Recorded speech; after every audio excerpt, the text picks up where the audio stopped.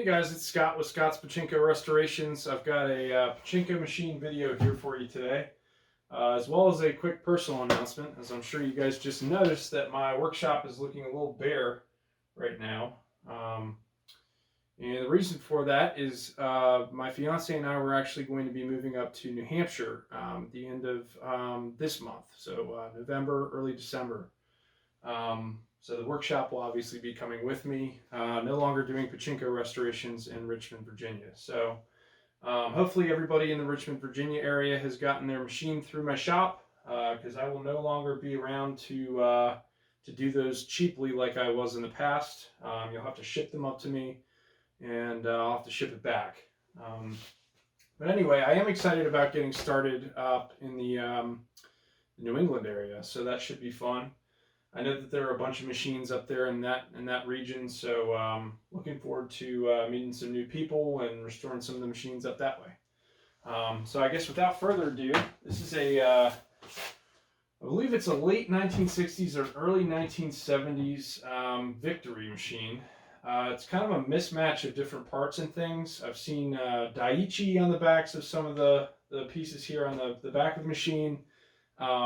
Just kind of a weird mismatch of different pieces and whatnot. Sometimes that can happen with some of these machines, but anyway, we did a full restoration, playfield replacement. So this is what the old playfield looked like. You can see pretty yellowed, pretty faded. Just lost a little life there. So anyway, the new playfield just kind of brings back some of that color. Just adds a nice little touch to it. So this is the front of the machine here. We'll go ahead and plug the machine in. And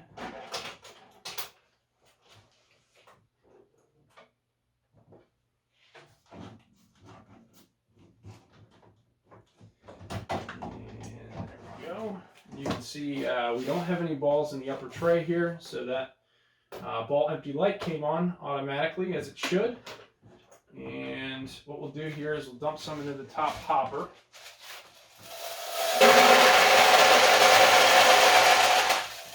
See, that goes off almost immediately.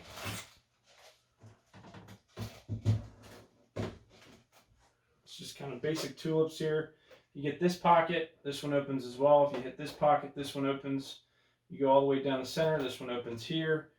These guys are just single pay pockets. So we'll go ahead and try it out.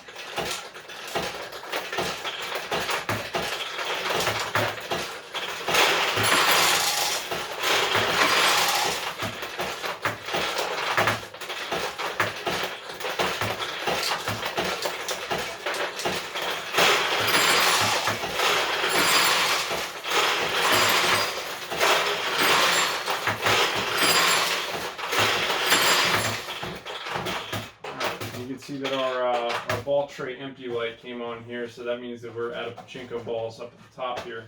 So I'll use this opportunity to turn the machine around for you here and shoot some shots of the back of it. So this is the back side of the Victory Pachinko machine. And as you can see, we got a whole heck of a lot of jackpot balls built up there, but never mind that. This is the cleaned and fully restored backside of the Victory Pachinko machine. Very pretty machine. I enjoyed restoring this one a lot. This has Model B style mechanics. So basically what's going to happen is you've got your jackpot tray here, which I'm going to fill up with some balls.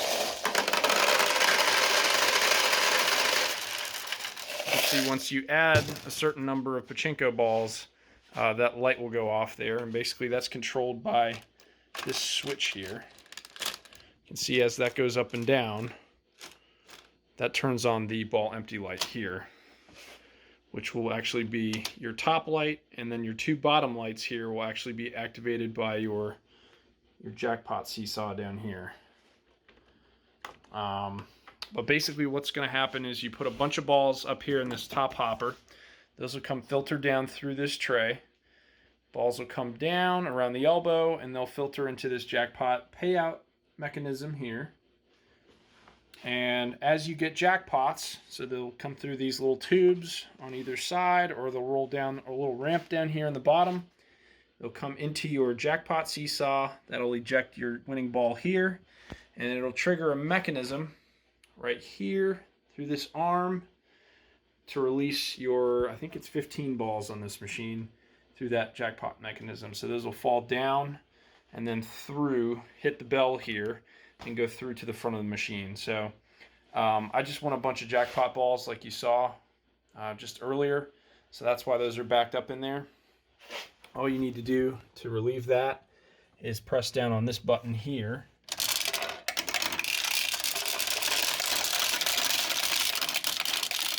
And you'll see that those start to fall down to the bottom tray there. So that will clear these out. That's not a big deal. That's where those balls are supposed to be. But anyway, if you have any questions about the back of this machine, or if you have any issues with it, just send me some pictures of it and we can hop on a phone call and figure it out.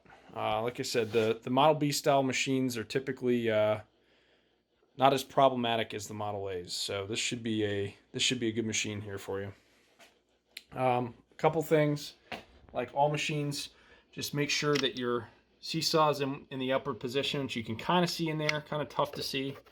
And then if you wanted to drain all the balls out of the machine here, there's a little blue pin on the front of here where you would stick there it is right there.